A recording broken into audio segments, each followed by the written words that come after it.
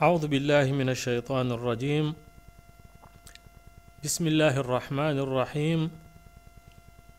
الحمد لله رب العالمين، وصلى الله وسلم وبارك على نبينا محمد وعلى آله وأصحابه ومن سار بسيره واهتدى بهديه إلى يوم الدين.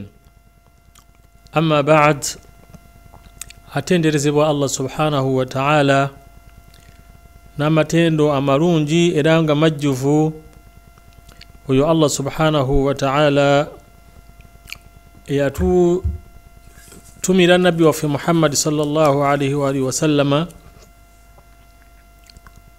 namutuma n'eddiini busiraamu abeere nga alungamya nayo abantu.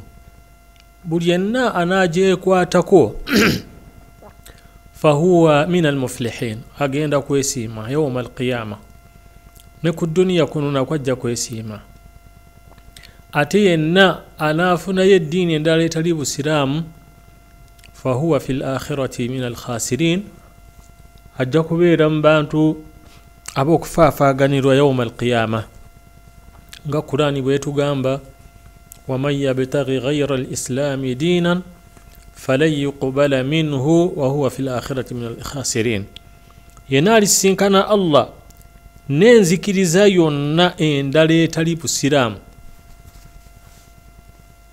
omuntu oyo ajja kubeera mu bantu ab'okufaafaaganirwa yawma alqiyama. Tusaba Allah aleme tuteeka mu bantu abo, era tumusaba atunywereze ku ddiini y'obusiraamu nga Nabbi sallama bw'atuyigiriza muzimu ku dduwa ze, era nga gwe atulaba era atuwuliriza nkukubiriza edduwa eno.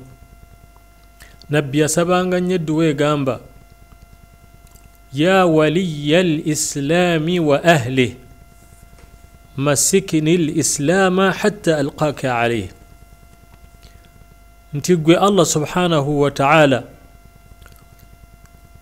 nyini busiraamu era mukwano gw'abo abagoberedde obusiraamu, nywereza ku busiraamu era nkusisinkane nga ndi ku busiraamu. Tusabe nnyo Allah subhanahu wa ta'ala edduwa eyo kubanga kikulu nnyo. Kam ra'ait, bantu bameka boolabye n'awangala ng'ensi yonna emulaba nga musiraamu n'amalira mu ssabo. Tusaba Allah atukuume ya rabbi. N'awangala nga musiraamu n'afa ng'ebigambo by'ayogera si bya kisiraamu, nga bigambo birala nnyo nnyo nnyo. Ku ndaba y'abantu ffe tubaye tutegeera bulala, omusajja tumutegeera bulala, omukyala tumutegeera bulala, naye ng'ate ali birala. Kakati ekinaakuyambako okunywerera ku busiraamu oluvannyuma lw'okusaba Allah subhanahu wa ta'ala, munnange kubusoma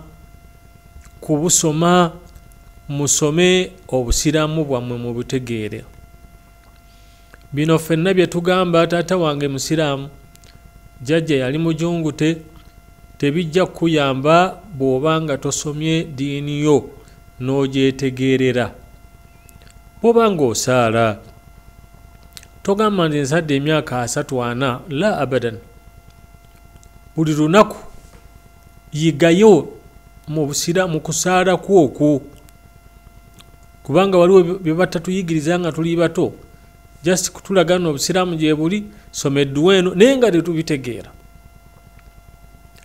Yiga otegeera amakulu ga tahiyat, otegeera amakulu ga al-Fatiha gy'osoma buli raaka, otegeera amakulu subhana rabbiyal a'la, subhana rabbiyal azim, otegeere kiki bitegeeza, weyongera okunywera mu swalayo. Baganda bange abakkiriza, tukyagenda mu maaso n'okutegeera biki ebijja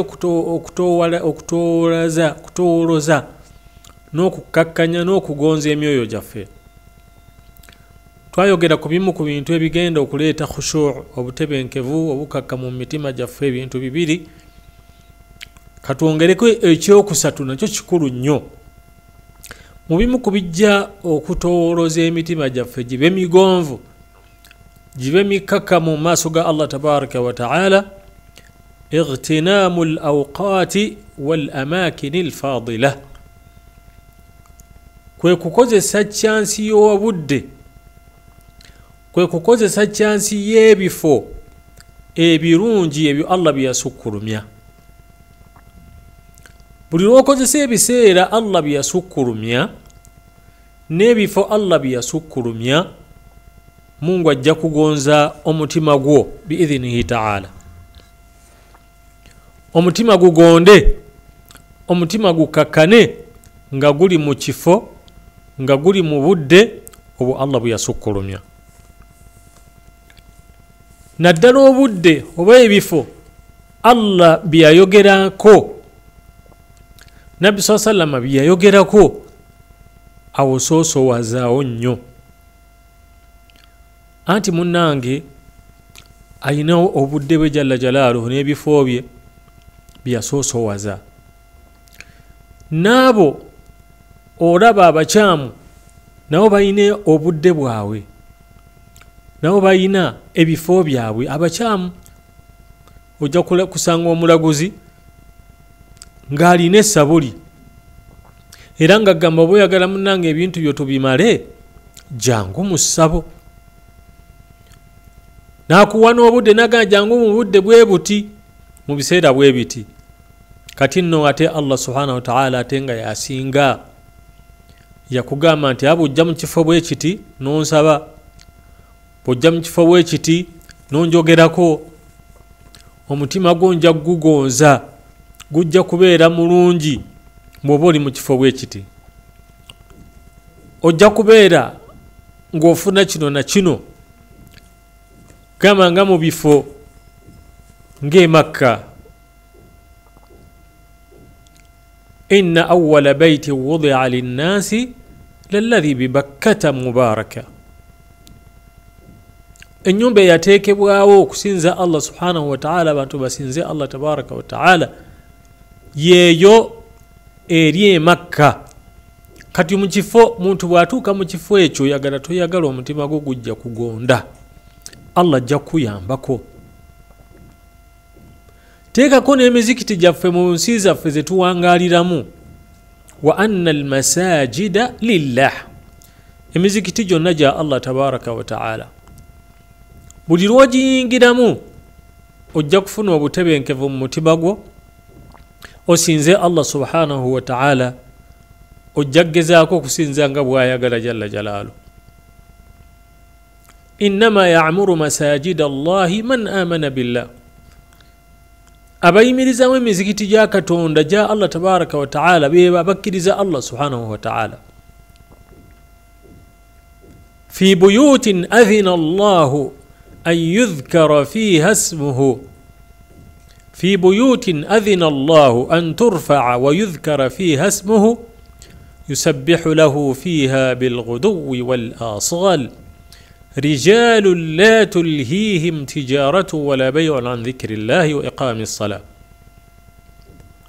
إن ينبسى الله سبحانه وتعالى أبسجى بزوغر رمى من يغا كتوندا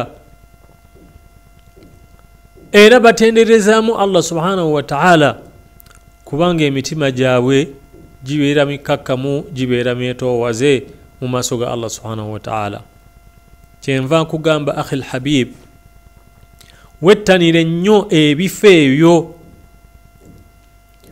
wettanire nnyo ebifo ebyo oba olina kasente genda okole umra otendereze ku Allah subhanahu wa ta'ala inda al-Kaaba oyogere ku Allah subhanahu wa ta'ala عند بيت الله مماسوغا الله كنيومبا يا الله سبحانه وتعالى مكة أو مدينة kubango omutima gujja kuba mwetoowaze gujja kubeera mukakamu mu bifo ebyo Allah subhanahu wa ta'ala byasukkulumya ku birala wakadhalika al-awqat ebiseera waliwo ebiseera ebirungi bannange lwakubanga ebiseera ebimu tetuwaayo budde kufumintiriza kulowooza ku biseera ebyo naye nga bikulu era ebizibu byonna bye tulina singa tubirajanira Allah mu biseera ebyo Allah subhanahu wa ta'ala ajja kubitumalira insha Allah. Gamba nga kiseera ki? Ganga ekiseera ky'okumakya n'osaleera akanya. Nabi sallallahu alayhi wasallam yatugamba tina Allah subhanahu wa ta'ala bw'osaleera akanya ku makya agenda kukumalira ebyetaago byo akhira nahar, ku nkomerero y'emisana olw'eggulo nga wasaddeera akanya eza duha. Ekyo kiseera kirungi. Gamba nga ba'ada as-salah, ng'omaze okusaala esswala ya faradha yonna n'olajanira Allah tabaraka wa ta'ala, n'owanika emikono gyo n'ogamba ya Allah, ayi Allah mponye obulwadde, ayi Allah mponye obwavu, ayi Allah nina kino nina kiri, nkusaba obeere ng'okimmalira. Ajja kwanukula jalla jalaaluhu. Gamba nga kiseera ki? بعد العصر وقت الجمعة يوم الجمعة، oluvannyuma lw'okusaala salatu al-asri olunaku lwa jjuma.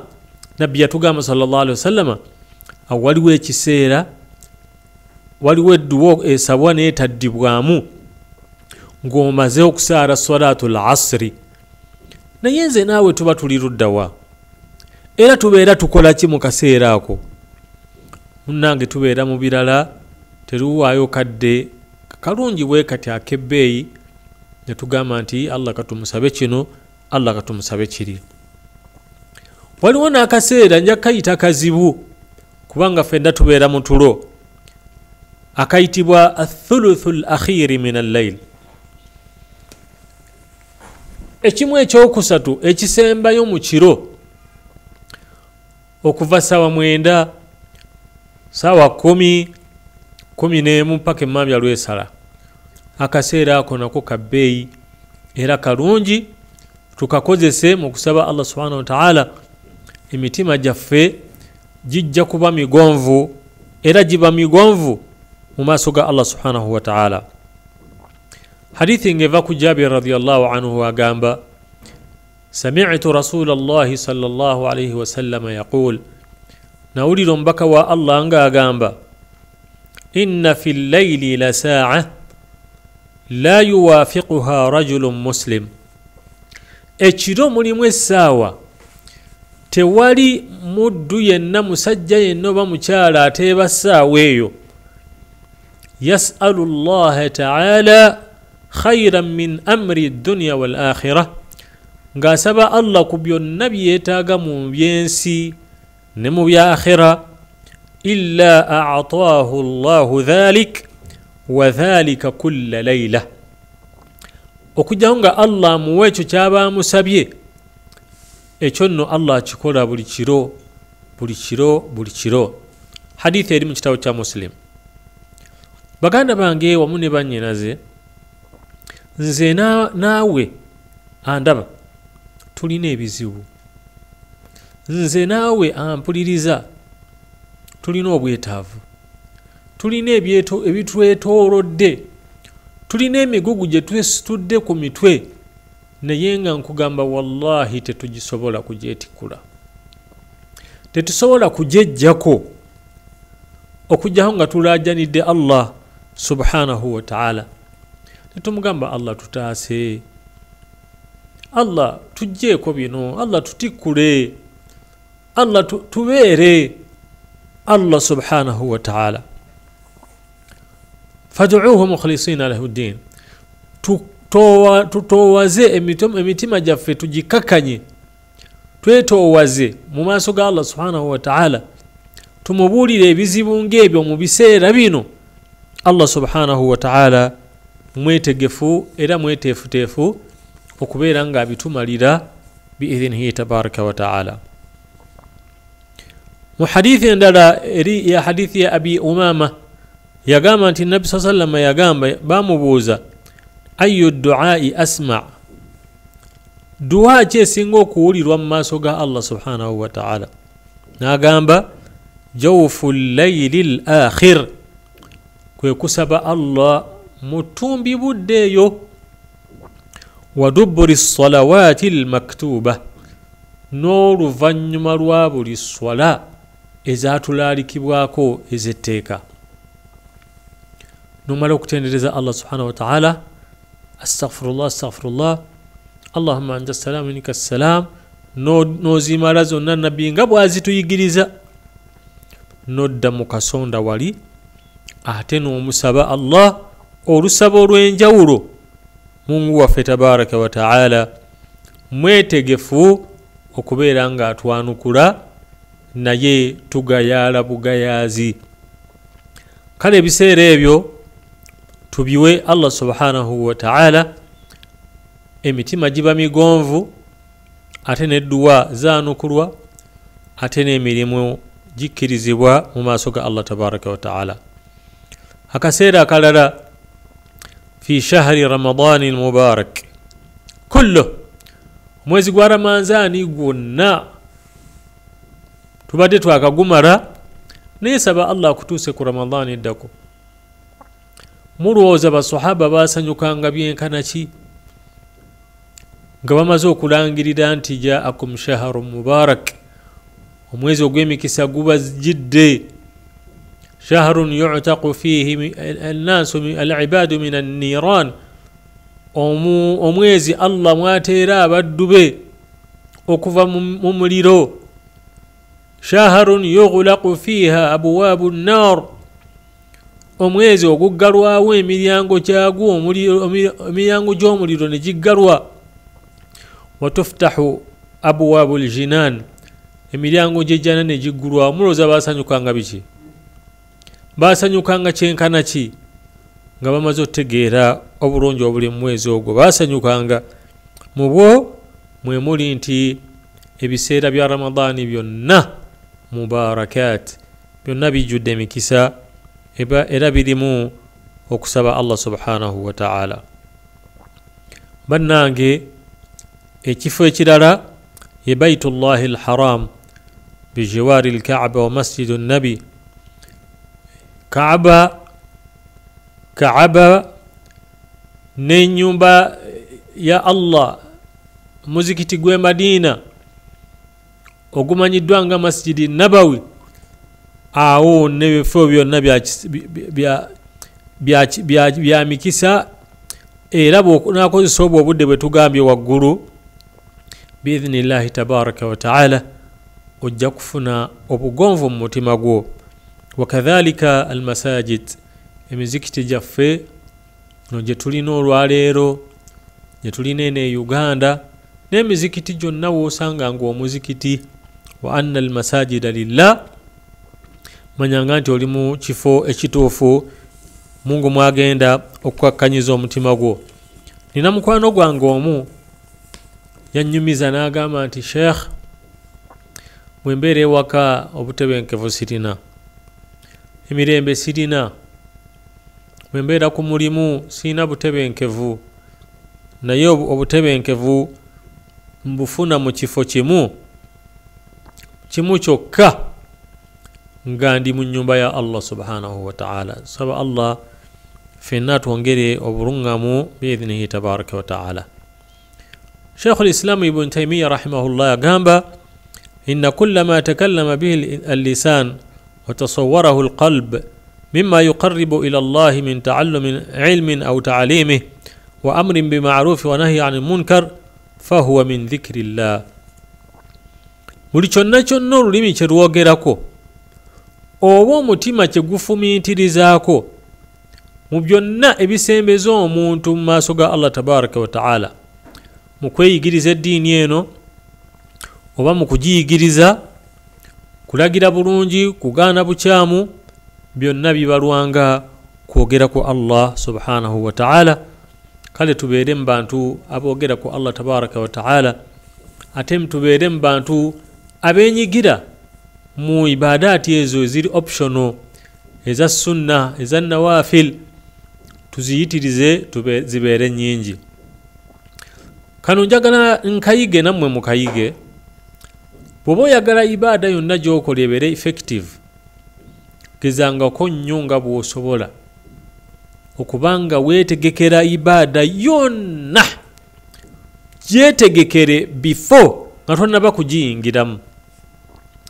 bw'eba swala togenda ku ssaawa esembayo, tolinda kukima swala bakima swala nofuna uzuuze, wabula weetegekere swala nga wabulayo eddakiika, ofune wuzu nga wabulayo eddakiika,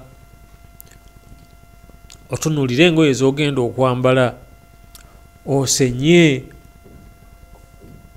weekuba akawoowo omwami, kwegamba weetegekere ibaada eyo before nga tonnaba kugikola nga wabulayo eddakiika eziwera.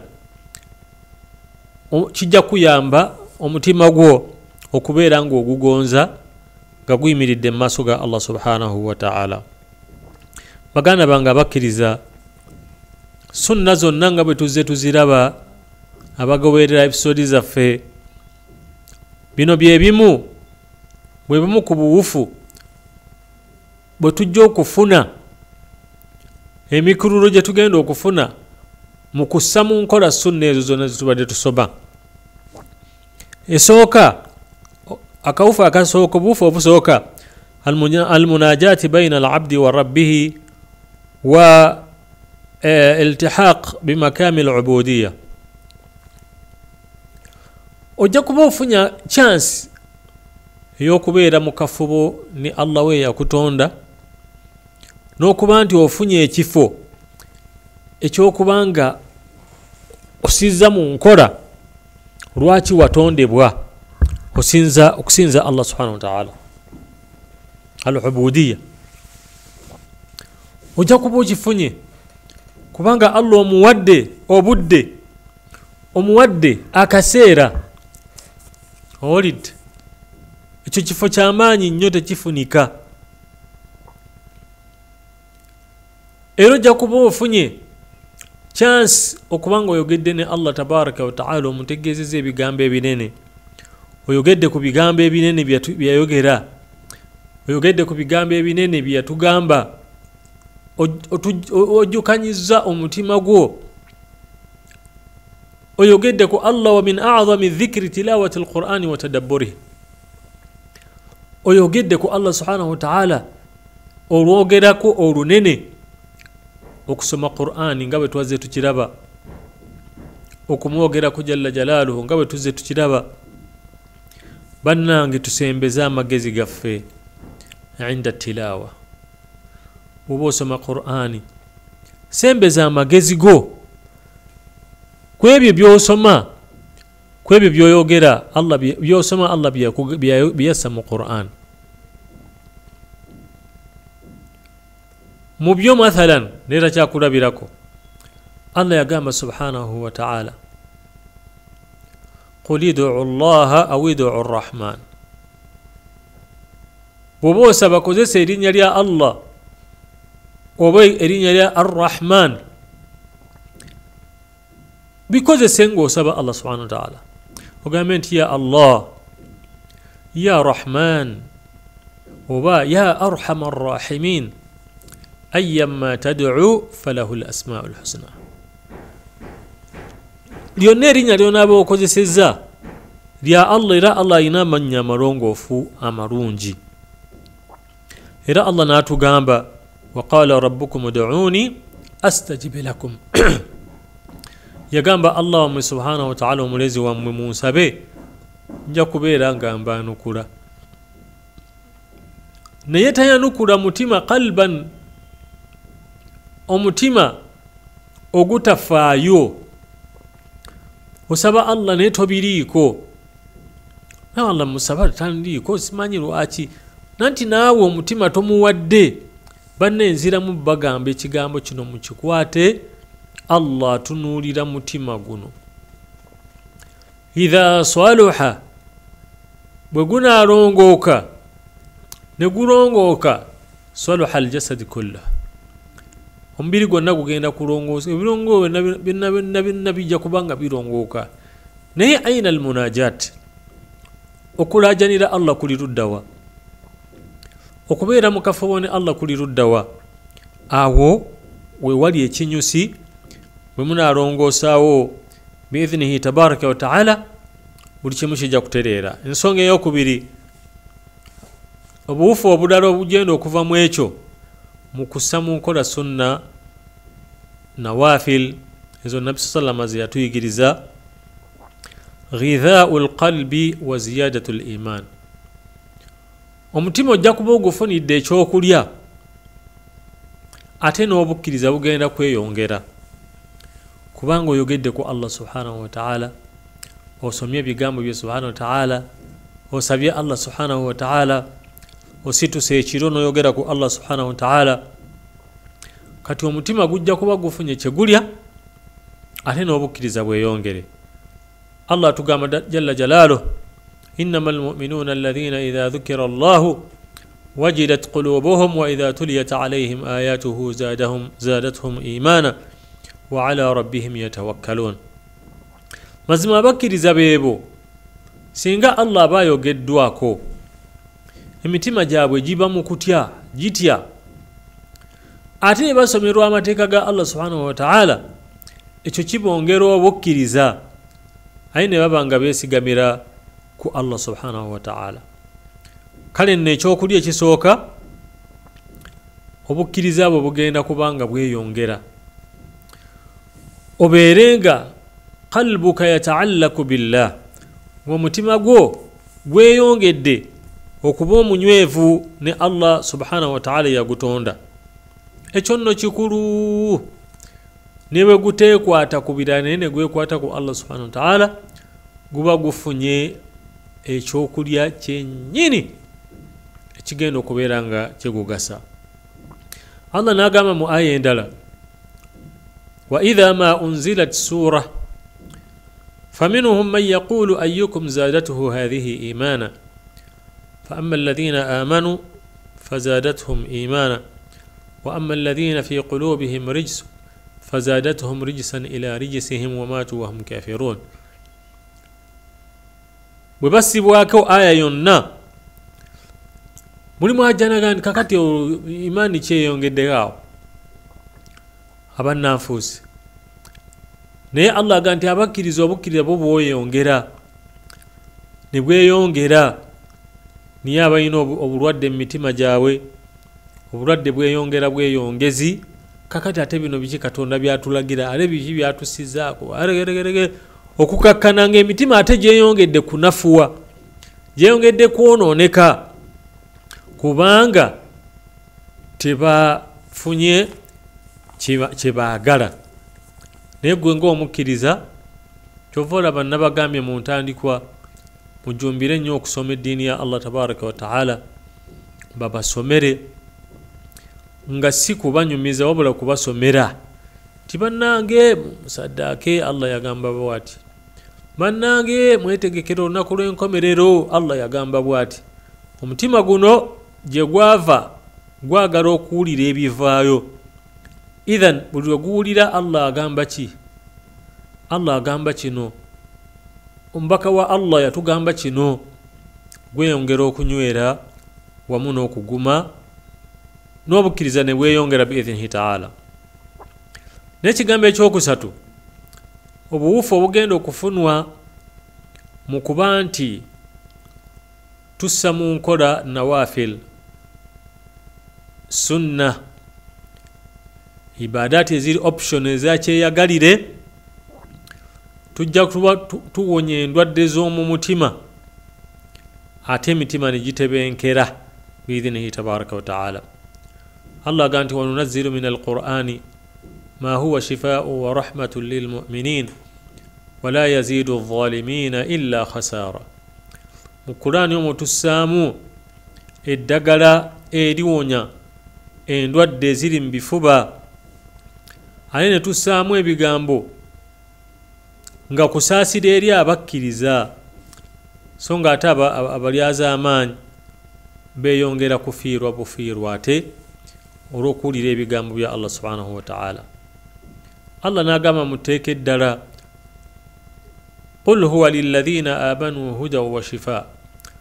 Qur'ani eno y'abakkiriza ng'ebalungamya ate ng'ebawonya endwadde z'omu mutima nga shiriki, ng'ensaalwa, obukyayi, obutaagaliza n'ebirala n'ebirala.